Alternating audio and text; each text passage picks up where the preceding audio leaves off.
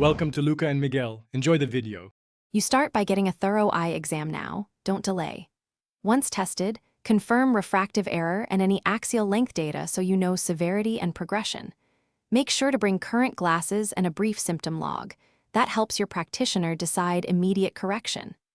After the exam, fit a practical solution, glasses or daily disposable contacts, to restore vision while you consider longer-term options. This first corrective step stabilizes function and gives you time to plan treatment that targets progression.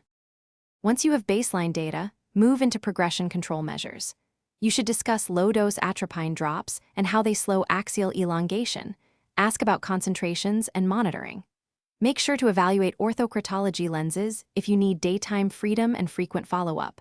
Multifocal soft contacts and specialized spectacle lenses are alternatives that reduce progression risk. Also, change daily habits.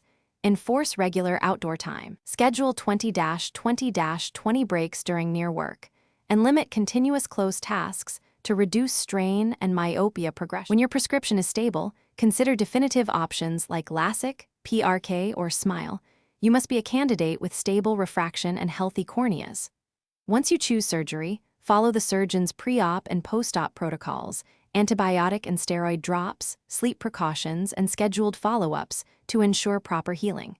If problems arise, act quickly.